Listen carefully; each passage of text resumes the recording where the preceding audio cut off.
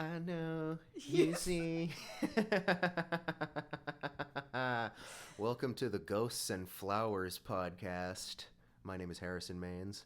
My name's Amy Goodall. It sure is. And this is a podcast about Brent DiCrescenzo. And let me tell you who that is. He was a writer for pitchforkmedia.com. That's not the website. Well, it's not, but everybody knows what it is. The Pitchfork Media is the... I've never heard someone say, refer to Pitchfork as Pitchfork Media, but go on. I fucking hate you so much. So, in the late 90s to mid-2000s, Brent was a writer for Pitchfork, and I'm fascinated by his prose. I feel like anyone should be. It's really something special. It's dynamite. Yeah, it's absolutely worth talking about, I think. You gotta read it to believe it. Yeah. So that's what we're going to be talking about. What we'll be doing is reading over his reviews, but first we're going to dive into the albums that he's talking about and give our own thoughts on it. So why don't you start talking about your credentials? Why should we listen to you talk about music? Right. We're doing a rundown of our resumes. Yeah, basically. Yeah. Okay, so I am the Sound Binge. I have a YouTube channel where I've kind of reviewed music for a while. I was more consistent in 2018, 2019, but I still upload every so often. I just do more long form stuff, and I'm more interested in the writing side of it as opposed to, I guess, the reviewing side, if that makes sense. I try to kind of go about it in a bit of a creative way and just use a lot of imagery and kind of turn it into a piece of art, I guess. Yeah. Album reviews as art, and that sums up Brent's writing perfectly. Yeah, so that's kind of why I love him so much. Yes, that's why we both love him. I, on the other hand, I'm on TikTok talking about music all day, and I just really there was a time where I really enjoyed music criticism as a kind of writing, or as a, as media, as entertainment, and I still do to a degree, but working in that industry in whatever capacity that I did, random freelance reviews. Did you actually? I did, yeah. I didn't know that. I wrote for a couple of, when I was 16 or whatever, I wrote some album reviews and concert reviews for local websites and stuff, and doing that and the grind of having to listen to new music and generally having to find the most positive things I could possibly say about it. Really, did they kind of monitor okay, so did they tell you have to review this positively? Because a lot of big publications do that. I'm pretty sure Pitchfork does that, which is fucked. They Actually, do? I know Pitchfork does that. Yeah. Really? Yeah. For which artists? I mean, I don't know. I can't tell you to what degree, if they do it every single review or what, but yeah, I know that that's definitely happened before. Sure, yeah. I was told to be positive about everything. Yeah, that's fucked. I know, yeah, it is. I know that Pitchfork, that can't be the case for everything at Pitchfork, because they'll shit out a negative review every once in a while. I'm actually not sure, though. It might. I don't know. Well, this is just... I mean, I feel like there could still be a team of the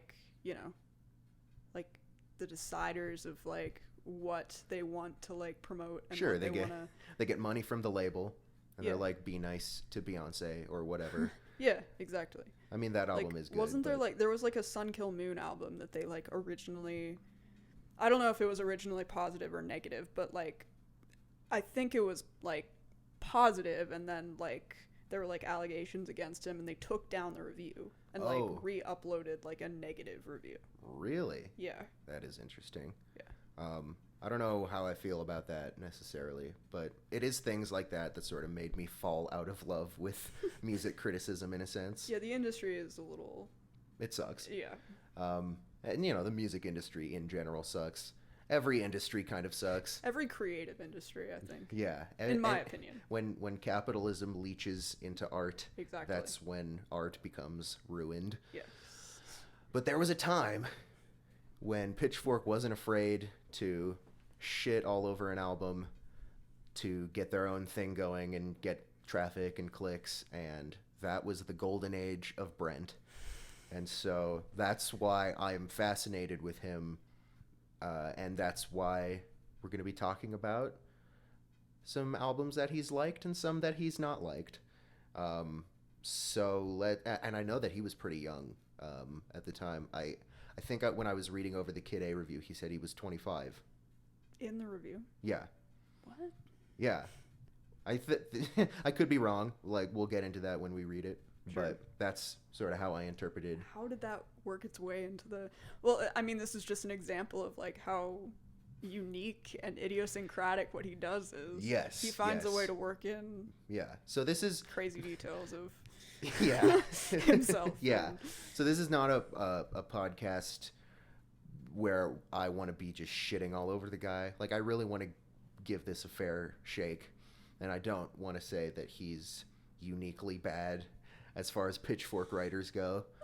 I mean, he is unique, but I think that all of Pitchfork's writers are bad, even to this day. Yeah, we should be fair. I actually disagree with that. But really? Yeah. Okay. I think I can read Pitchfork reviews and, like, love them, or I can hate them depending on, like, I don't know, just, like, what angle they take in covering an album and the language and just whether it comes across as dumb and pretentious or whether it seems like it's, you know, coming from a genuine place and well written. I think that can happen personally. It can. There's one or two writers where I don't think they're staff writers, like it might have been a freelance thing, but I've seen a couple of things they've done, and I've been like, all right, that was not the worst thing ever.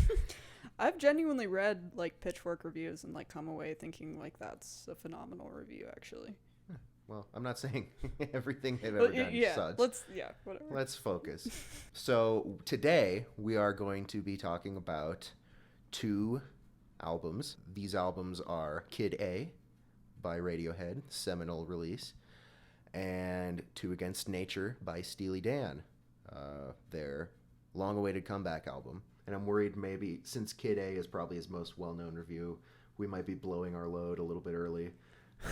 But maybe. But it's all downhill from here. Yeah, but this was the only way that I could get you to actually like agree to do this. That's not true. Whatever. So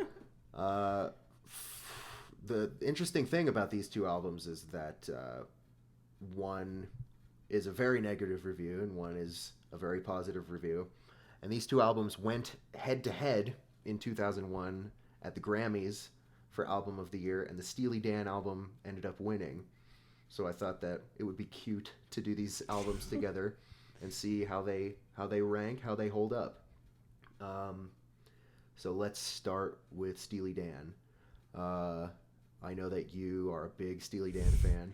Yeah, I mean, I don't know why you said that, like, I'm only doing this for Kid A, because honestly, like, I'm the big Steely Dan girl of us two. Like, had you even listened to Steely Dan before I, like, suggested that we do this? I have never listened to Steely Dan in my entire life. Oh, well, that's a problem because we're, like, talking about Two Against Nature, so I feel a little awkward now. And I should have done my homework. Yeah. Yeah. No, I have no history with Steely Dan, really. I mean, I had heard Asia, like, prior to becoming friends with Harrison, and since I've, like, listened to some of their other albums, but, like, mostly they're surface level listens. Like, I haven't had time to, like, really come back to them or anything. I'm not necessarily a fanboy in the same way Harrison is, I think. Oh, I'm a fanboy, am I? Yeah, come on. Okay, like, well, yeah. It's, like, part of your identity. That's fair to say. And we should probably bleep out where we work, but... Oh boy. Yeah. Yeah, okay. I'm a big Steely Dan fan. I became a Steely Dan fan a couple of months prior to, I guess, meeting you. And oh, really? Yeah. It was. I thought this was, like, a group you, like, grew up with or something. No, I'm not a lifelong Steely Dan fan. Holy shit. This my changes everything. Yeah, that's the thing. Is my dad was never a big fan. They're kind of smooth for him. You know, it's just it was never in my house. It was never really anything. And once they've sort of been having a big renaissance with young people. Steely Dan? Yeah, yeah. I think a lot of people actually attribute the Grammy win or the multiple Grammy wins over Radiohead to Steely Dan's reputation being very bad with millennials. Oh, interesting. Yeah. Okay. So now, I think younger people are coming back to their music, listening to how cynical and sarcastic, but also complex and catchy it is, digging into the very deep lore of this band and really finding a lot to chew on there. And so, because that was happening, I was like, all right, well, Steely Dan sounds like something I'd be into because they're a musicians band, and a lot of the bands I'm into are musicians bands. True, I have noticed that. Yeah, so I started listening to them. I think I started with Asia and the Royal Scam. Royal Scam's my favorite. Yeah, I know. Yeah, I know it's your least favorite. That's not true. Oh, really? Yeah, I feel like I should hold off on like telling you. Oh, I see. Okay. Well, yeah. No, I find Royal Scam interesting, and I would rather listen to it than a few others in their discog. But Okay. it's like, it's not an album that I can say I love, or I'll say I like it. Okay. Yeah. Yeah. That's all right. You'll take That's it. good enough. Yeah. As good as you're gonna get. Yeah. So that was my foundation, and from there I just started devouring their albums, and now I feel like I'm pretty much familiar with their entire oeuvre in a pretty you could call me a fanboy. That's Sure. Yeah, definitely fair.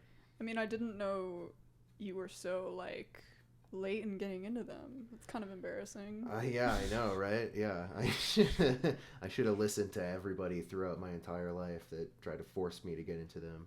Right. People coming up to me on the street like, "Oh my god, Like, dude, you look like such a what are you doing? you don't even listen to Steely Dan, do you, fucking loser?" Yeah. I mean, you used to give off that vibe, and now you don't anymore. You're like, I don't know. You've just got so much more swag now. I know. So much more pep in your step. That's what it'll do to you. It Yeah. actually, I don't even have any Changes kind of your brain chemistry. I don't have any kind of mental illness anymore because I started listening to their music, and it actually increased my IQ by about 400 points. Yeah. So They do that. Yeah. Like, that's all I was trying to do by trying to get you into them, is make I'm too dumb for you. Our conversations, you're like, man, I like her. She's just like kind of really stupid. Yeah, she doesn't even love Steely Dan. Yeah, yeah. So Steely Dan compared to Radiohead, I think we have different opinions. Because On like which band is like overall better? Is that Yeah. like the route you're taking? yes, Okay. I believe that Steely Dan is a better band than Radiohead. Interesting. Go on. Well, I look at it like this. Radiohead's been together, what, like, I don't know, 30 years, something like that. And in that time, they have, what, 9 albums? Mm-hmm. I would say of those 9, 6 or 7 of them are good. Okay. Oh no. And maybe 2 or 3 of them are masterpieces. Steely Dan, between, I think it's 72, 73, and 1980, they had 7 albums, all masterpieces. Sure. Every second of every one of them is good. Yeah. That's a bit of an exaggeration, but I do think that they are more consistent, and it's just, I mean, Radiohead was absolutely my jam as a teenager, but now that I'm more sophisticated, I have hair on my chest, I'm a Dan man all the way. Actually, I don't think I'm as mad at that as maybe you thought I would be. Like, I don't necessarily, like, I would not think of Radiohead when thinking about, like, my favorite bands, or, Sure. I don't know. I do feel like they've kind of worn off on me over time. And when I come back to their stuff now, I feel like every time I give it that, like, real revisit, I'm like, this, like, just isn't hitting me the way it used to. I mean, I still think they have like great highlights in their discography and like Absolutely. amazing songs. But yeah, I mean, I really like what Steely Dan is like trying to do and kind of like represents, I guess. And I do think that they have like great albums in their discography. I just don't think every single one is like a hit rather than a miss. But I can't say that like Radiohead is necessarily more consistent. I just think that their highs are maybe higher. That's fair. I think that's fair. I don't know if I necessarily agree, but it's fair. So without further ado, why don't we get into Two Against Nature? Okay. I have my notes right here. Okay. I mean, so I have some thoughts on Steely Dan in general, and then I have like thoughts about Two Against Nature because I don't have as much to say about Two Against Nature as an album as I have to just say about like kind of what they're trying to do, I guess.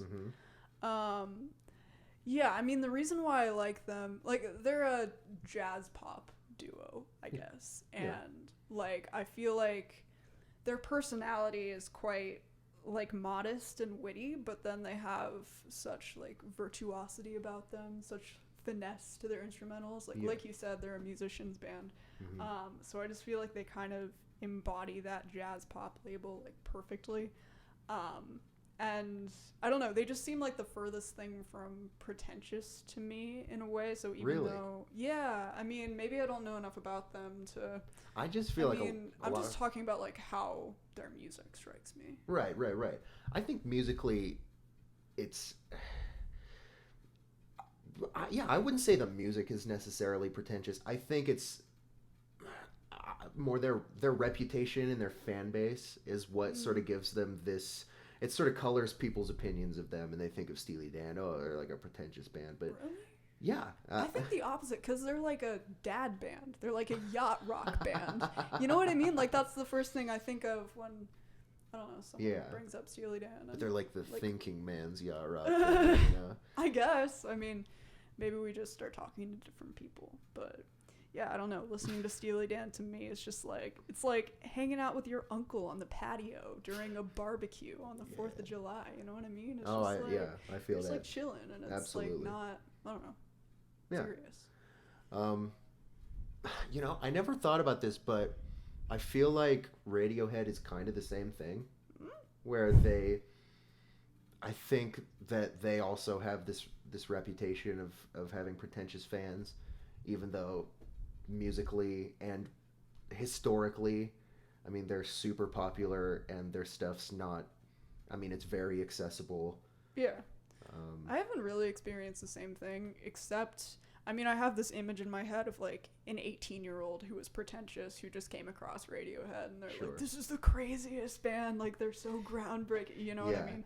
An 18-year-old Radiohead fan is, like, the equivalent of a 55-year-old Steely Dan fan. That's dead on. Yeah, you got it there, Yeah. So, this album in particular, what did you think? So, okay, I mean, Steely Dan in general as well, I just want to, like, say this one thing, because you might think it's bullshit, but I feel like it's kind of a reason why I'm not more into them than you would want me to be or something. Okay. More than I want to be. So, like, yeah, they are a musician's band, like you said. I was literally going to say the exact same thing. And, like, so when it comes to, like, how many musicians they have on, like, certain tracks and, like, the crazy solos and stuff like that, like, for me, because I'm not a musician myself, I feel like a solo that's really complex and, like, insane to a musician's ears would be, like, it would give me the same emotional effect as, like, a really simple or bad solo, if that makes sense. Like, does that make sense? So what you're saying is that you hear somebody play something really crazy or that might be hard to play, and it doesn't strike you in the same way it might as somebody who plays that instrument. Exactly. Yeah, it doesn't stir up my emotions in maybe the same way it would or whatever. But, like, honestly, yeah, when I think of, like, my favorite songs, a lot of the times, like, solos aren't necessarily what kind of jumps out to me about them. Like, it's all of the other qualities that they have going for them. So you're not a power metal person? No, not necessarily. yeah, I don't know.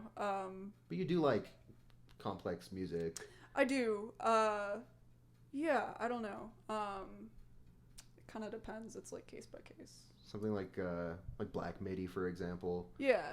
I mean, there are like ulterior details of kind of what they're doing that I can like latch onto and enjoy more. And a lot of the times it's not like, I mean, Steely Dan have a really like classy, clean kind of presentation about their music. Very smooth. Yeah, exactly. And it's not always like so a lot of the time I feel like I connect with music like on a physical level. Like I really like it when an album can like, I don't know, induce this really kind of visceral like gut reaction out of me. Sure.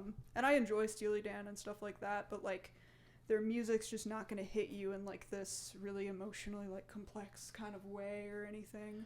Yeah, but like that's not to their detriment. Sure. It's literally just like, because they're not trying to do that. Yeah, it's like listening to them for me is like a weight being lifted off my shoulder. It's like it's a light sensation. Yeah. But yeah, unfortunately, even though it's kind of stupid, like I can't necessarily like really sink into their stuff in the way I want to. But yeah, I don't know. Okay, well, no, I understand that completely. Sure. So is that what you wanted to say? Yeah. Okay, so what did you think of this album? So, I mean, the first time I ever listened to this album, I thought it was like pretty good. And then I kind of fell off on it with like giving it more listens, unfortunately. And I think that's still pretty much where I am. Like, I've had little moments of like liking it more and less, but I actually feel like I'm the most negative on it that I've been since first listening to it. I've given it like several listens.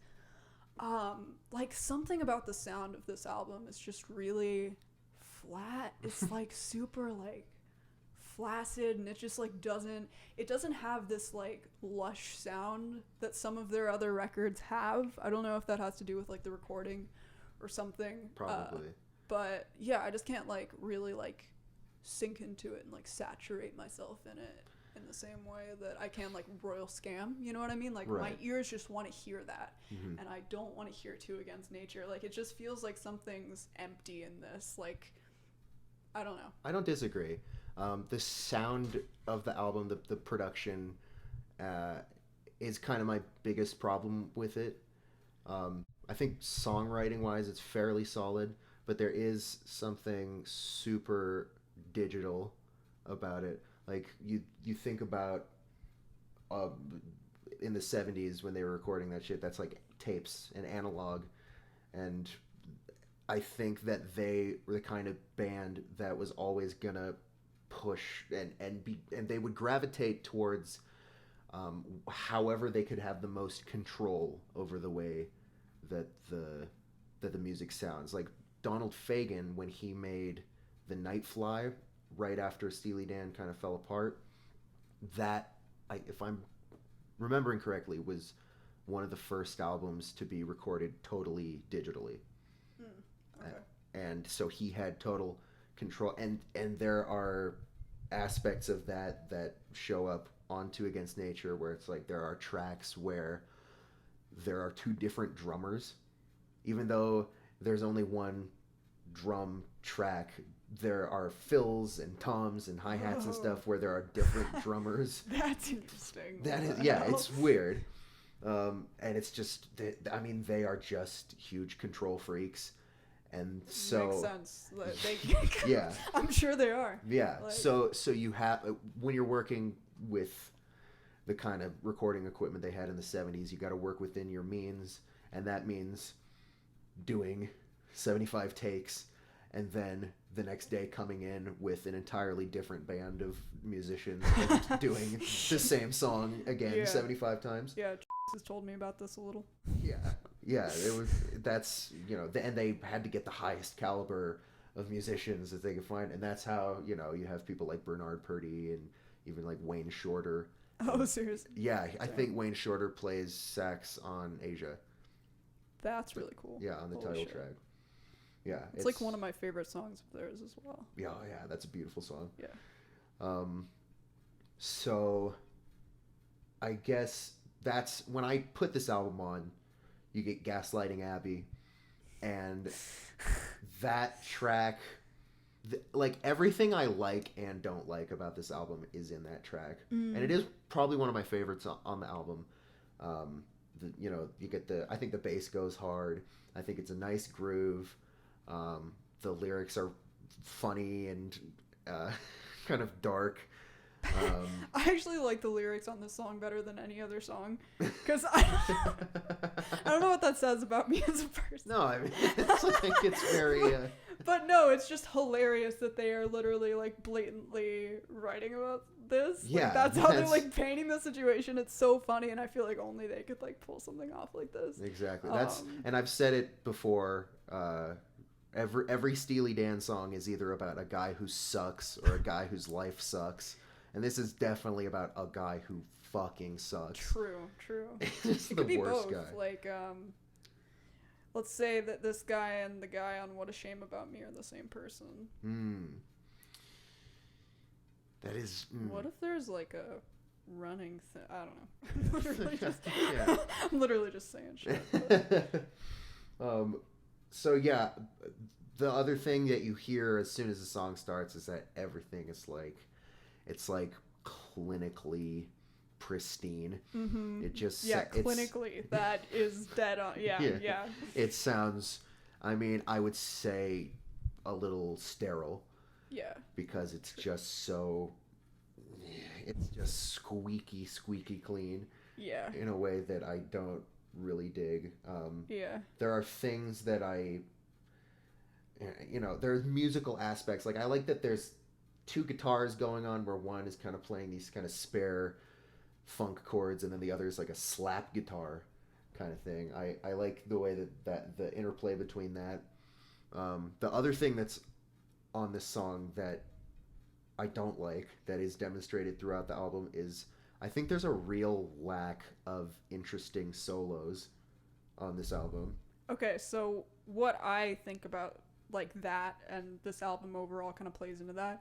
I like feel as though like I've heard this album several times and it like very few like instrumental passages actually like stick out in my head and like remain there. It's like there's something about it that like it feels like all of the layers are just doing what they feel like they need to do or something. Sure. Just to keep this like lame groove bopping along, like yeah, like a useless machine. Like it's it doesn't like you think about like a song that has a similar groove, like Kid Charlemagne.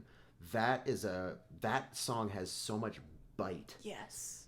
And there's not a lot of bite on this album. Yeah. And I guess that is just, I don't know what you can attribute that to other than they just went so overboard with how they're just like putting all these little tiny puzzle pieces together and crafting these tracks. But I do on Two Against Nature? On Two Against Nature, yeah. I think it works to the album's detriment. Yeah. A lot of the time. Yeah. There are also points where I feel like there's just so much going on that it's actually like too much. And there are so many like, I don't know, just like random like licks and little embellishments throughout this song that just like fly over my head and it feels like they're just there for no reason, personally. Yeah. There's it's just very. That's what when I say that the songwriting is the thing that hooks me about this, is that okay, so we can go into What a Shame About Me. Mm-hmm. I also really like the storytelling on that one. I like it feels sort of classic Steely Dan, but it also feels like something that they could only have written with the kind of hindsight that comes with how old they were at the time. It's a big like Hollywood sucks kind of song. It's just about a guy who never made it, and everybody was like, "Oh, you're gonna do all these big things," and he's just fucking up. I like the line, "I'm still working on a novel, but I'm just about to quit." Reminds me of me. Yeah. Like, I was like, man, this is gonna be me down the line. No, I like that song as well, like what it's written about and such. Yeah. Is that all you had to say about it? Well, I just like I like they just do such a good job of making this guy, like, again, this is a guy whose life sucks. And he's so pathetic that at the end of the song this woman's like, "Do you want to have sex?" And he's like, "No." Yeah, I love that. And then those little tiny horns come in like and they sound so crappy and pathetic, and it's like perfect. Yeah. Interesting. It's an interesting observation. Yeah. I think it ties in thematically. Yeah. I feel you. How do you feel about the title track? The title track it's some serious yacht rock. I think it sounds good and it's catchy. I like the little bits of percussion that are going on. But it's just like, it doesn't leave a big impression on me. I kind of like the chorus, but I don't know. The solos are okay. Again, the guitar is not there. I think the horns outshine the guitar consistently on this album. And I think the song's too long. Mm-hmm. It's like 6 minutes and change, and it didn't need to be that. Well, yeah, okay, I was conflicted on this song because I actually think it has, like, the most memorable hook on the album. It's, like, one of the few that I can, like, actually, like, remember, and I feel like the groove is, like, alright, like, I can get down to it. But I feel like there's, like, just way too much going on in this song in particular. Yeah. Like, even just in the hook where there are, like, so many, like, separate instruments working at once, and it just feels like, I don't know, I guess it's, like, fine, it's not the worst thing, it just, like, feels a little awkward, and I like, wish it weren't like that. It's like, the song is like when you get down to, like, when you're playing Jenga, and you get down to, like, the bare skeleton of, like, what's keeping it up, and it's all just stacked on top of each other, and you're like, ooh, like, that's sort of how it is. Sure. I'm trying to look. I'm trying to talk like a music reviewer. Hey, fair. We can move on to Janie Runaway. I like this one. I think it's got some stank. Stank? Yeah, you know, I think it's, you know, the groove is like, you know, it's got a little stank on it. All right. I really like the chorus, because it's just like this. Again, this guy sucks. The way that he talks to and about this woman is so creepy and, like, infantilizing. He's like, you know, who gets to go on vacation with me? Maybe you. It's like so gross. Okay, so I probably, like, I may have, I don't know, misinterpreted the lyrics. That's, like, perfectly possible, but I thought it was just, like, a cute, so I mean, it's cheesy as fuck and, like, kind of stupid at points, but, like, I thought it was just, like, a cute little song that, like, they were writing for, like, a character, like, talking to, like, his wife or something. Well, it's called Janie Runaway. So that to me says this is an older man and a much younger woman who's like run away from her life, and he's like snatching her up.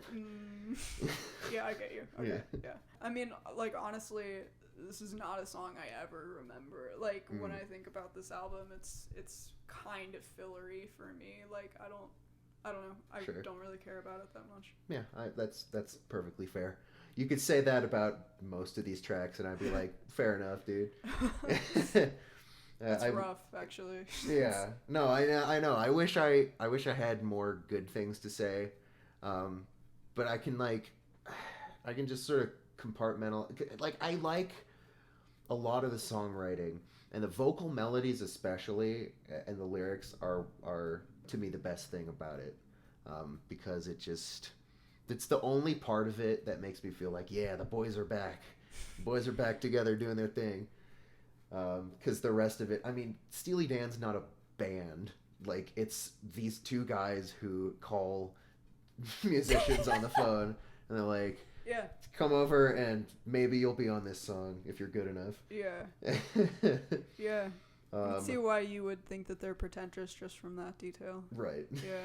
Yeah. I don't know. Yeah, I wasn't really thinking about it like that, but yeah, I mean, there are a lot of things about Steely Dan that, like, I don't know, like, their whole, like, anti-Hollywood shit, and then maybe I think that the way that they, like, write their characters to be in their songs just kind of like subconsciously gets into my head, and I think about them as being like just two dudes, but like it has nothing to do with how they actually are. But maybe the fact that they're fixating so much on these characters is like, to me, it maybe says something about their personality or something. Maybe. I mean, that's their. I just feel like some people have a wheelhouse when it comes to songwriting, and for Steely Dan, their wheelhouse is like seedy characters who are gross, or they've fallen on hard times, or they're just desperate and depressed. It's a little bit like Tom Waits. Yeah, but not in the same way, I feel like. Yeah, like not in the same way. They go about it with kind of like a humorous, in a humorous way. It's very cynical. Yeah. Like Tom Waits' portraits of those kinds of people are very like sympathetic. Yeah. And he really draws you in this way where you feel like you're just in that character's skin. Yeah. And with Steely Dan, it's like, check out this asshole. Yeah. Just like pointing and laughing. Exactly. Yeah. Yeah. You're making me want to listen to Tom Waits. Me too. Yeah, also, okay, the fact that Walter Becker became like an avocado farmer after like, I just love that so much. It's perfect. Right? It's like one of the most yacht rock things I've ever heard. Yeah. It's like, I fucking grow avocados. Yeah, man. I really feel him. And it reminds me of the whole like Britt Walford baking like penis cakes after a Slint broke up thing. It's like really the same energy, and yeah, I love it. Yeah, absolutely. Anyway, Two Against Nature. Yeah, let's move on to Almost Gothic. Do you remember anything about this song? Not really. Yeah. Like, it's not one that I was gonna talk about. Like, it's super mild. It's like and it's funny because it's written in a sort of deceptive way where it sounds kind of sweet. But I read somewhere, somebody was reading it as it being about like a guy talking about a dominatrix. Wait, what? Like, it's written from the perspective of a guy who's going to see this dominatrix, and he's sort of writing about her and about the way that she makes him feel. Okay. And that read at least like makes the song a bit more interesting to me, and it sounds like a Steely Dan kind of thing, but it doesn't make the song super engaging for me. Yeah. It's just, for me on both an instrumental and a lyrical level. Yeah, it's like I said, it's mild. Yeah. I don't think I could hum it for you. Yeah. So yeah. Anyway, next one is Jack of Speed. Like, at least it kind of it has like a catchy little groove to it. Yeah. I don't know. It's groovy. The horn riff is pretty good. Yeah. The backup singers, the way they come in on the line Jack of Speed. Oh, yeah. That's like, they're the MVP for sure. Yeah. The star of the show. Yeah. Yeah. I think the lyrics are great. I think that they're kind of about addiction and stuff, and it's not unfamiliar territory for Steely Dan, but I think they write about it better on songs from Pretzel Logic and stuff. Yeah. Yeah, it's not. I would call it inessential, and also again too long. I think they could have shaved a couple minutes off of it. Agree. I actually think all these songs are too fucking long. I do too, with a few exceptions. Interesting. Maybe one particularly interesting exception. But we'll move on to Cousin Dupree. Yeah. Okay. So I'll talk first. Okay. Just about the lyrics, really. That's all I really have to comment on. I feel like this just isn't funny. Like, jeez. Yeah. Do you agree? Yeah. Yeah. Okay. This one is a bit much for me. And there's a song on Katie Lied called "Everybody's Going to the Movies" that this reminds me of. But I think that is a little cheekier just because they're a little bit more abstract about it. They don't go into as much detail. This is just a very like a very intimate character portrait of a very, very horribly creepy person. Yeah. And it's, oh, yeah, I don't. And it's like, it's weird because it's like got this incest kind of theme Sure. that is almost, I would almost compare it to something Frank Zappa would do, but in a very Steely Dan-ish kind of way. Sure. Because Frank Zappa, if he was talking about something like this, he'd make it seem kind of fun because it's like, it's transgressive to sort of be like, hey, sisters or whatever. But like Steely Dan, I mean, they know that this is fucked up, what's happening in this song, and they're kind of reveling in it. Damn. Well, I don't know. Okay, so it doesn't strike me exactly like that. Like, I don't listen to this song and feel like, that's so fucked up. What the hell? Like, for me, it's more like, I mean, at this point, like, I don't know what it was like back then, but at this point now, it's just like a played out joke. Right. Like, I don't know, people make fun of like Southerners by saying, oh, you get with your cousins and like bullshit like that. It's just like not funny anymore. Right. I mean, it really wasn't that funny to begin with, and like, I don't know if it was necessarily like, when they wrote it, maybe it wasn't. This song was the first single, and it actually won a Grammy, I believe, for best like pop performance by a duo or group. It was either pop or rock performance. Wow. Yeah, I'm which is interested crazy. in like what it was against, because yeah, I don't know if I looked at that too recently because I don't remember, but I would not have picked this as a single. Fair. Yeah, same. I mean, it is catchy, I have to say, but it just makes me feel gross to listen to it, and I don't like this song. Sure. Negative Girl. I mean, I find the lyrics kind of funny, honestly. It's like, yeah. Are they talking about me? It's like, shit, is this what other people see in me? Like, I was not thinking of you when I listened to it, so that's good. Yeah. I don't know. I think it's kind of funny to stereotype someone like this. Like, I haven't seen anyone else kind of like do something like that, I guess. Like, I found it, enjoyable. I don't know. Yeah, I like it lyrically. Musically, it's kind of meh for me. Same. I find the hook really lame. Yeah, the hook is lame. I also kind of find the hook of What a Shame About Me to be a little bit lame. Really? Yeah. I honestly think that's one of the better ones. Interesting. Yeah. Well, yeah, I'm on some other shit. What can I say? You say that every time I say something you think is wrong. You're like, wrong? You're like, interesting. Oh, interesting.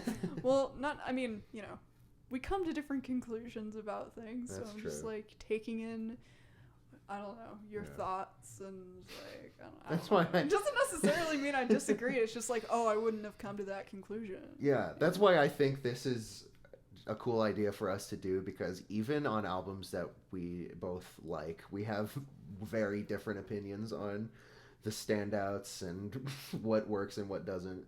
True. Yeah. I feel like we rarely talk about albums we both like. Yeah. I feel like that's why you think I hate everything.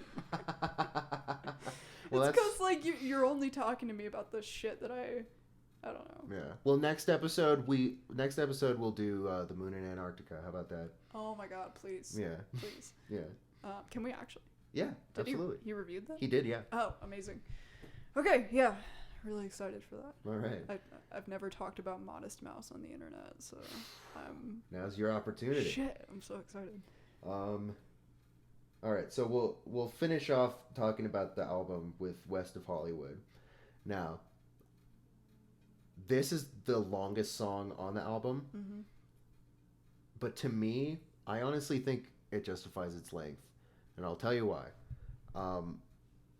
I have never, and I know that they jam a little bit live, but I've never heard a Steely Dan song on a record devolve into this extended jam where there's just like solos happening for long periods of time. And that is what happens at the end of this. It's like minutes of just sax going crazy. Is it really true that like no other songs by Steely Dan do that? I can't think of one that really. I Like, mean, maybe "Do It Again," that has that long solo in the middle with the guitar and then the keys. what album is that off? That's on. That's the first song on "Can't Buy a Thrill." Oh, okay. Yeah, I've heard that once. So like... That's like one of their biggest songs. Oh, okay. Well, yeah, I've heard the album one time. So Yeah. I don't know. I was gonna say like, I mean, maybe this is like totally off, but like, I mean, Asia has like kind of like a That's big true. chunk to where That there's is a true. little bit of that. There is that middle section where Yeah. it's like I mean, it's like a long drum solo with the sax over it. maybe it doesn't feel as like in the moment, you know, it feels very like everything on that album feels really like precise and Yes. calculated. And That's what I was sort of driving at, is that everything that they do feels calculated. And so that was just like, just let it run. yeah. And so that was an interesting thing for me to hear the first time I heard this album. And I do like the song a lot. I love the chorus. I would honestly say I think it's probably my favorite song on the album. It's upper tier for me, I think, but that's not saying that much, unfortunately. I feel like I sound like a dick right now. No, I mean, it's like, it's not a universally beloved album, clearly. Sure. And it is, honestly, I'd say, you know, it's weak compared to the 70s stuff. Yeah. But yeah, I mean, that song whips for sure. But yeah, I mean, that's, I don't know. As far as things I wanted to say about the album, I think that's it. I think we covered it. Okay. So do you want to get into the review? Review. The review? Do we dare?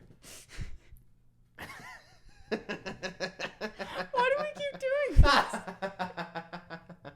We can leave that in. Yeah, that's fine. All right. All right. Yeah, why don't we get into the review? Let's do that. Let's do that. Okay. Would you like to read it? Sure. All All right. If you are a die-hard Steely Dan fan from back in the day, let me first congratulate you on figuring out how this whole internet thing works. The computer commercials promise plug in and surf, but there's always a glitch. At work, you're too embarrassed to ask the young tech guys how the web works. Web in quotations. Right. Of course. They'd snicker before cranking the Fragile back up and turning back to their monitors. Never show inferiority to subordinates. So you ponytailed Jeep drivers and terrier walkers, I'm crawling inside your minds like reeling in the years did so many decades ago. I know you've held silly suspicions, if just for a moment, that your ponytail was perhaps pulling back your hairline. I know that this review might hurt your feelings. Here, play with this shiny silver Nokia while I chat with somebody else. Okay. Yeah. Making me cry right off I the bat. I just love how, like, this is the first paragraph and all that he's done is basically say, yeah, you guys are old in, like, different ways. If you like Steely Dan, you're old and you suck. Yeah. Oh, by the way, The Fragile is another one that he reviewed. So Oh, really? we'll get to that one eventually. Oh, isn't that super negative, too? I think it's a 2.0. It's blasphemous. I have never listened to it. Oh, really? Yeah, I've actually not dived very deep into Nine Inch Nails, but You should. I do like what I've heard. Have you heard Downward Spiral? I've heard like half of it. Okay. It's like almost a 10 for me. But anyway, I don't know, man. I mean, just that way of starting a review, like it's really promising. Like I feel like if you were just coming into this review blind, like that would really make you want to like read more. That really hooks your interest in that. Like, you know, he spent that whole time just like calling you old. Yeah, and it's obviously it's not like he's being facetious in implying that this review is for anybody over the age of like 33. Like he's definitely, I don't think he's expecting any boomers to be logging into Pitchfork to find out what they think of the new I mean, it Steely. seems like he is. Yeah, I mean, maybe. I love how he said, I know that this review might hurt your feelings. Don't pretend to care about me. Yeah. All right. All right, should we move on? Let's move on. All right. If you're a regular Pitchfork reader, why are you even curious about Steely Dan in 2000? Only their 20-year absence gives them any press or assumed credibility. Like Chicago Rush or Cheap Trick, they did not slip down a steep staircase of increasingly prosaic Prozac records. Prosaic Prozac. Yes. Yeah, I mean, okay, I see what he's saying. I don't know. I mean, Prozac is an antidepressant, isn't it? Yeah, I think he's just talking about how those bands became very mild, and honestly, I think those bands aren't. I don't understand the comparison. I mean, I do, I guess, from his perspective, but Chicago were cool, I guess, in the 70s, like maybe the early 70s, but they became very bland very fast. Yeah. And their no list, one gives a shit. yeah, anymore. the majority of their hits are just like, very like the most fucking adult contemporary cheese that the 70s and 80s had to offer. Mm-hmm. And Rush was pretty cool in the 90s. Rush had some cool shit coming out and I like their synth pop stuff, but they moved out of that and became rockier. And they had synth pop stuff. They did. That's wild. In the 80s. They had, I don't know if you'd necessarily it's not like necessarily, driving on the Miami highway at midnight with sunglasses on kind of music, but it's very Why is that like that's just what synth pop conjures in my head, you know? Sure. Like when I think of, really? I don't know, the Human League or whatever, that's what I think of. It's just like fucking cruising on a steamy Florida evening. Sure. Yeah. I can't say the same for me. It doesn't conjure up many images in my head at all, actually, which is kind of sad. But anyway, go on. No, that's all I'm saying. Is like it's a weird comparison. It is, but with 20 years of hindsight. But I can see how at the time it was like Rush. That's a dinosaur band. Yeah. Cheap Trick is for fucking boomers. That's the vibe of the whole review, basically. So yeah, I see what he's saying, but I think it's. Well, I mean, also isn't like he's saying that this album sucks. So I mean, yeah, I guess like they're not consistently like descending down that steep staircase and just like on a slow decline. For him, it's like they just plummeted. They just fell off a cliff. Basically. Right. But that's not even what he said, because at the end of the review, he's like he asserts that Steely Dan was never good. Oh, why did they choose him to review this? Because clicks are clicks. Yeah. All right. I mean, unless they wanted it to be negative, regardless. I rest my case. Right. Okay. Steely Dan dodged the 80s, and they didn't make a Woke Up with a Monster. One can imagine the hype Rush would receive in 2000 if they jumped 20 years from 1981's Moving Pictures straight to Test from Echo. This would not make Test for Echo a desirable album. For those worth risking it, extended absence makes for great publicity. Yeah, I see what he's saying. I guess I do too. Test for Echo's not that bad. But I don't know. I guess he's saying that Moving Pictures is good. Perhaps. Sweet. Yeah. Which it is. Good take. Yeah. Good take, Brent. Yeah, this is one of the few parts of the review that I can actually kind of sympathize with a little. I still think it's like kind of I don't know. It's almost like he's admitting that he was a little biased going into this. Yeah, which is always it's pretty clear. Yeah, it's reassuring for a reader. There was no way he was going to be able to hide it, especially not with that score. Yeah. What is it, 1.6? Yeah. Okay. Yeah. Well, I mean, I guess the first paragraph shows more than enough bias right off the bat. Absolutely. But anywho, some of the smoothest objects known to humankind include the buttock of a baby, the belly of an otter, downy-laden terry cloth, palm olive, whatever, leave me alone, and rose petals. Add to that list Two Against Nature. The lengthy, indistinguishable tracks could pass for a Daniel Lanois produced collaboration between the Dave Matthews Band and Kenny G. It's unfair.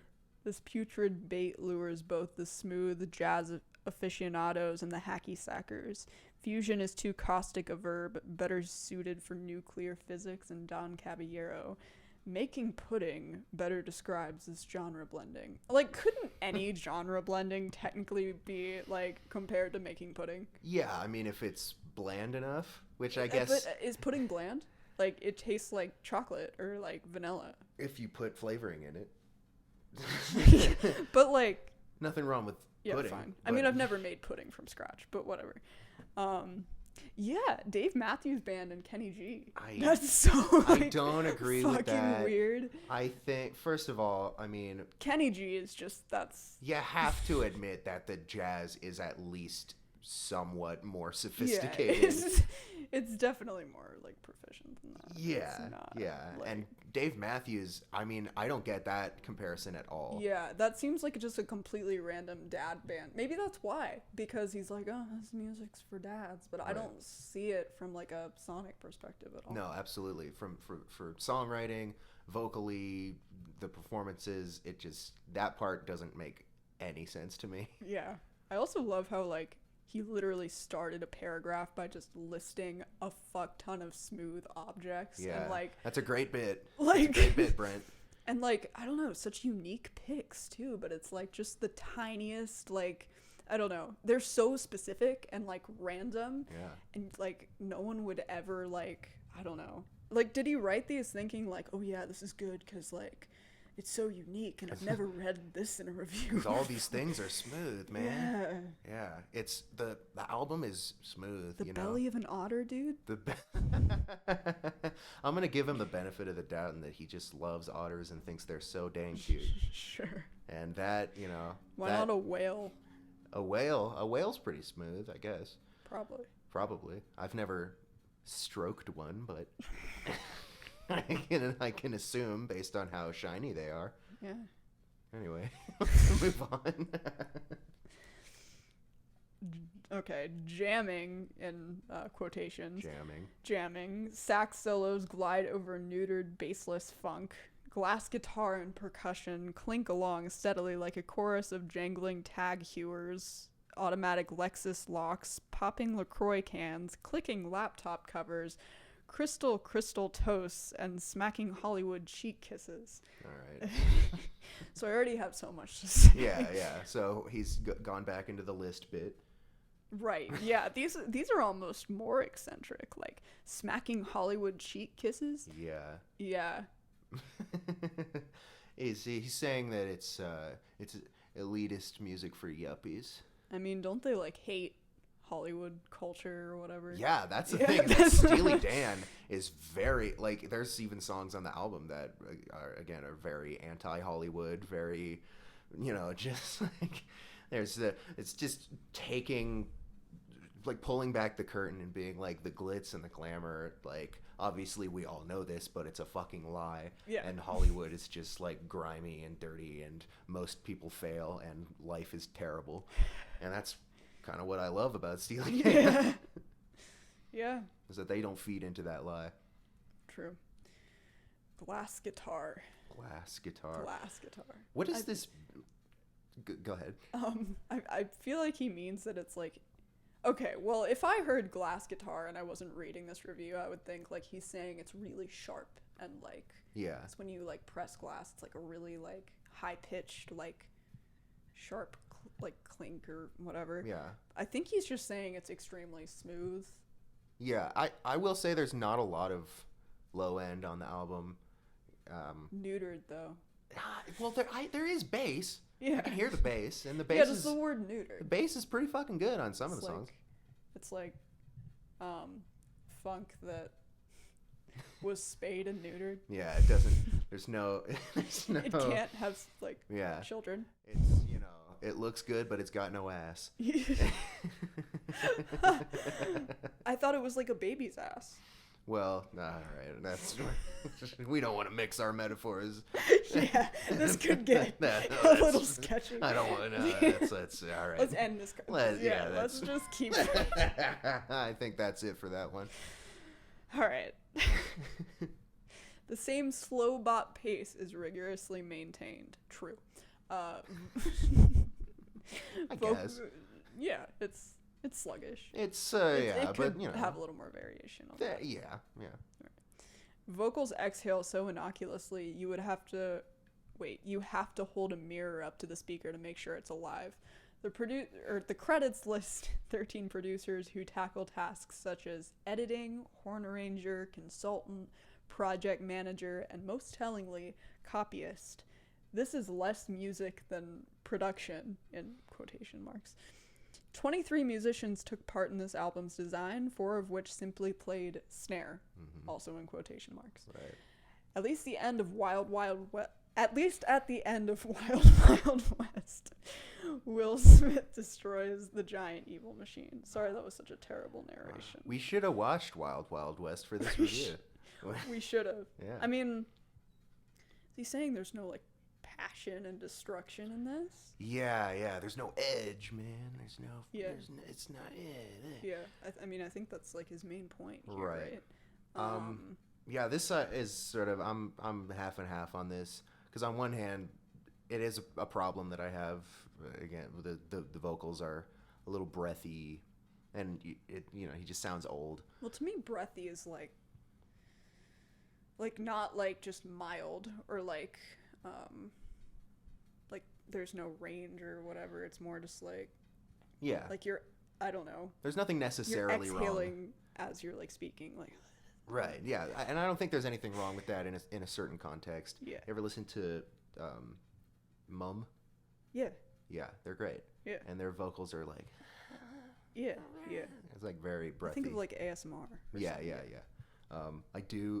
I have to say, the mirror line that's kind of heat. Sure, I won't argue. Can you explain to me this is less music than production? Yeah, Is he saying like this is just like the appeal is like smooth production? That's kind of been the appeal of Steely Dan. Like, they're lab rats. They're very much a studio band, and they are obsessed with perfection. Did you knew this, right? I mean, yeah, but like I feel like first and foremost they're like musicians with a capital M. Yeah, like, absolutely. So saying this is less music than product, like what the fuck does that mean? It's unfair. It's a little unfair. Yeah. But I get how, again, for me personally, the production does kind of suck some of the enjoyment out of it, just because it's, it is a little distracting how clean everything sounds compared to Can't Buy a Thrill or The Royal Scam. There's some grit and some dirt in those albums. Yeah, I mean, but isn't he saying that the production is the appeal and not the music? I don't know. This sentence just makes no sense to me. It's not like readable. But. Yeah, I don't I don't exactly know what it means. Yeah. But I feel like I get the gist of what he's saying. Yeah. Okay. All right. Music is more than craft and technique. Steely Dan's seams are hidden, the instruments are digitally lacquered, and the edges are buffed. 20 years have passed since Gaucho, and Steely Dan seem content to completely ignore them. Amazingly, Steely Dan's name has been popping up as a hip musical crush. Remember, this glossy bop pop was the indifferent aristocracy to punk rock stone throwing in the late 70s. Bullshit. People fought and died so our generation could listen to something better. Okay, so they died of overdoses and car crashes. They still had soul. Keep up the good fight. Put down this sports utility vehicle of a record. As with the urban yuppie driver, the four-wheel drive is never activated. All right. Okay, so a lot to unpack there.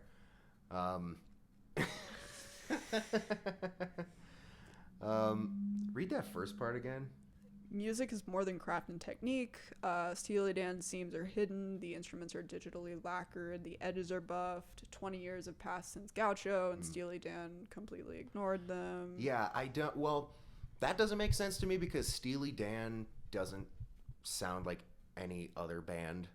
And when I listen to Two Against Nature, it definitely sounds like Steely Dan.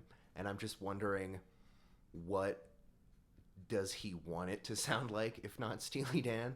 Like, does he want it to sound like... I mean, yeah, indie rock? It feels like this is almost... I mean, until he says, like, they were ignoring the last 20 years or whatever, like... I don't know what that means. Yeah.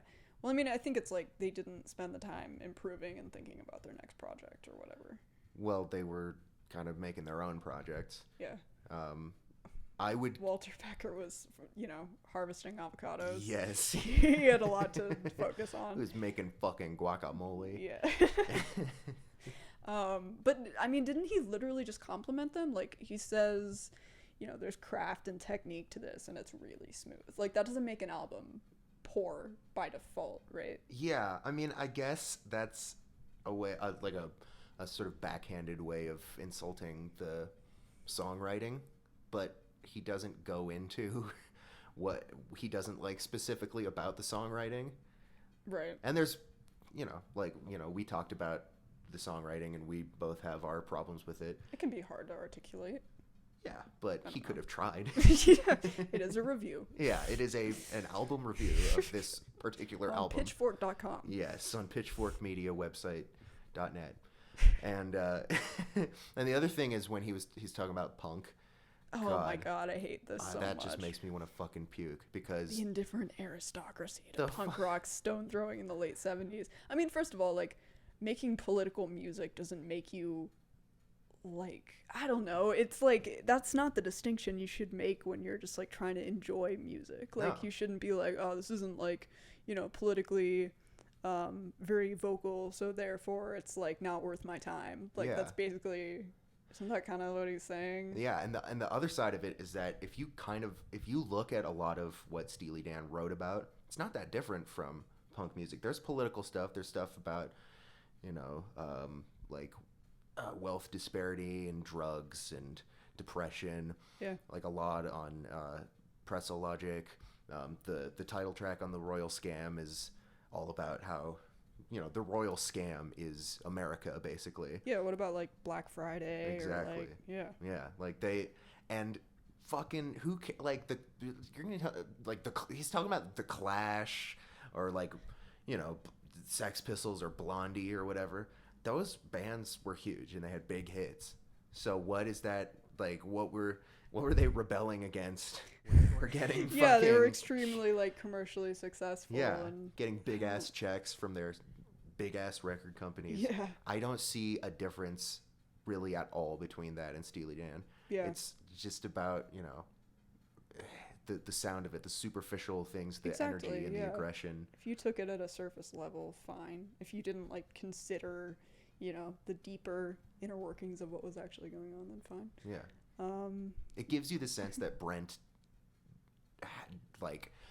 didn't dive super deeply into Steely Dan or ever really try to figure out their appeal. Yeah.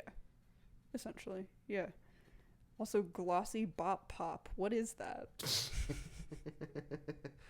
I mean, just pop? Just pop, I guess. Pop that's very very well produced. Sure. I don't think there's anything wrong with that necessarily. Yeah. Wouldn't you prefer your pop music to be well produced? Yeah. If it sounds like shit, then it's is not that better? it's not like rebellious and anti-establishment. Who and, like, fucking yeah, cares? Who fucking cares? Not me. I Okay, mean, so they died of overdoses in car crashes. Yeah, wasn't that great? Yeah. Wasn't that better than getting old and living a long Yeah. life? Yeah. People fought and died so our generation could listen to something better. I don't think the problem is what people are listening to. No. I really don't think that this is as serious as he's making it seem. Yeah, I mean, this does sound like something written by a very young person. Yeah. Yeah. And again, this was the same year as Kid A, and so if I'm right, he was the same age as me. But I don't know. Times have changed. Times are different. People used to talk like this. People used to write like this. I guess so. That's the thing, is that even though Pitchfork still sucks, they don't really write like this anymore. And I don't know if they're better or worse for it. I mean, to be fair, I just read Pitchfork reviews here and there, and some of them were written ages ago. And I mean, honestly, I don't really read reviews for new albums that much, so yeah, I can't really vouch for the way that they're, Ooh, I could tell you about some insane. There's a. Have you ever read their review of the Eminem show? No. It's almost unreadable. In what sense, though? In the way that it's written, it is. It's like, I don't even know who they're making fun of, but it's a kind of weird. Like, there's no all the punctuation's weird. There's no capitalization. Wait, what? It's like a stream of consciousness Oh kind my of ramp. goodness. It's Is it like a meme of a review? Like, were they trying to be like funny and like? pretty much. And what's weird is that they gave it a very good score. They gave it like a 9.1, I think. So they just decided to do that, and it's artistic. Yeah. It's an artistic choice. Yeah, it's just like goo goo gaga baby babbling. It's super weird. I gotta like read that. Yeah, for sure. Their review of Quebec by Ween is it's written like a one-act play or something. What? Yeah, it's bizarre. How? I don't know. I honestly wish that they would do something that creative again, even though it hurts my eyes to read. Yeah, I mean, at least it would be interesting. Like this, Yeah. Do they ever like do anything like this anymore? That's why his writing is so special. Not really. I mean, it's just Do you think that they would not hire someone like this again? maybe not. I'm not sure. If they did, I would think, wow, that's bold of you. But I think that they're at a point now, because the part of the reason that they would release reviews like this is because they weren't very big and they wanted to get more traffic by being outrageous. There's a who's the I think it's Ryan Schreiber. I think he's the CEO, the founder, maybe. I can't remember. Hey, this is Harrison. I'm just editing the podcast right now. I wanted to pop in and say editor-in-chief is the term that I was looking for. Editor-in-chief. I promise I'm not a moron. All right, back to the show. But I think it's him. He wrote a review, and it's not on the website. Like, you have to go on, like, an archive site to find it. But he did a review of, I think, a live Coltrane album, and it's written all in, like, jazz cat jive kind of talk, and it's so How? it's so bad. It's you, like, that is shit that you would get canceled for. That kind of explains a in the lot. current year. Like, that's why he lets this stuff happen, right? Yeah. It's like, it's so gross when you read it. Damn, that's enlightening. That's Yeah. very eye-opening. Yes. So that's the site that Pitchfork used to be. Now, I think going through old reviews and stuff, my biggest problem with them now is how they've become, like, as bland as this album. they've sanded down the edges and just distilled it into flowery language, and every once in a while a little takedown of Jack Harlow or whatever. See, I like flowery language as long as it's not, like, extremely uncomfortably used. Yeah. Like in, we'll get there, but the Kid A review. Yeah. It's all about how you incorporate it. And I don't know, I like that kind of, like, creative way of going about. I mean, that's what I do, kind of. Sure. I just yeah. feel like there is a distinction between, like, empty, flowery language and, like, things that are a little bit more deliberate. Well, your writing is written out of passion, and it's fun to read. And you don't blush. You have, Am I? and I think you have a voice, and what you do with writing is you make it sort of poetic and abstract, and that's not what this is. This is just like it's just bad writing. Well, thank you. Yeah, you're I'm welcome. glad it comes across that way. Yeah, sometimes I wonder if I'm, like, even reviewing. Who cares? But, like, yeah, I don't care. I mean, that's why, Album I reviews do. suck anyway. They do.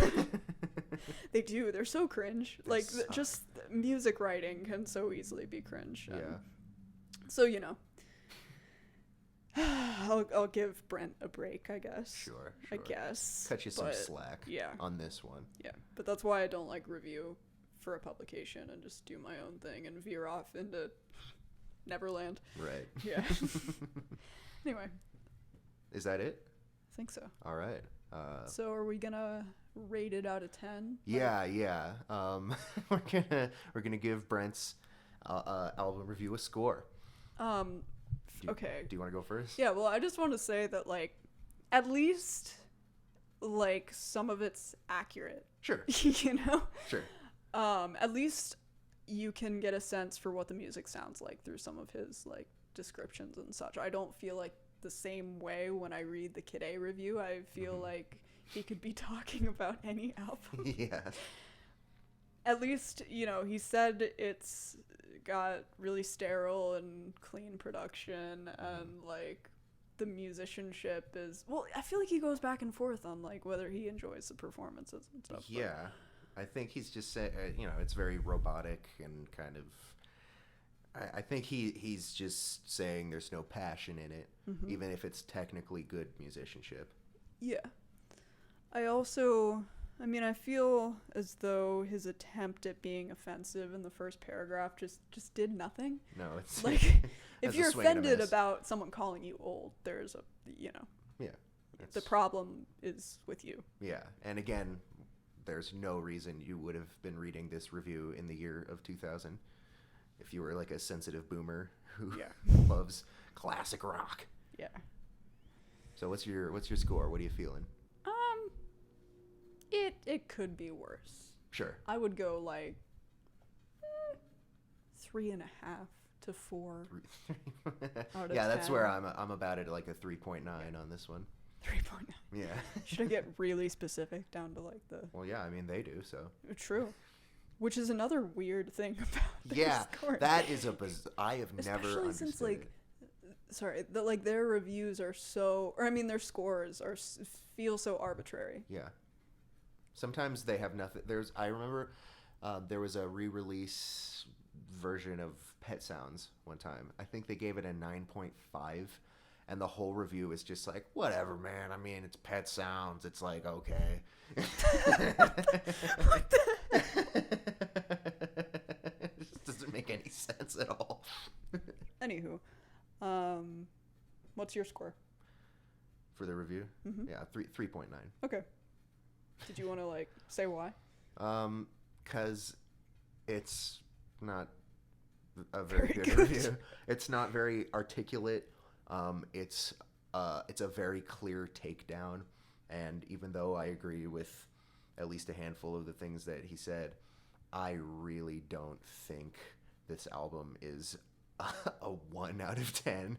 Right. I think that I've heard way worse albums just this year. Mm-hmm. So Yeah, I think my least favorite part of this review, if not the whole like "you're old, dude" part, is just the lists of like clinking noises and soft things. yeah, it's From a writing perspective, Yeah, what the it's- hell are you doing? it's a C tier gag he's pulling off. Yeah. And the but hey. punk thing sucks, but Yeah. anyway. All All right.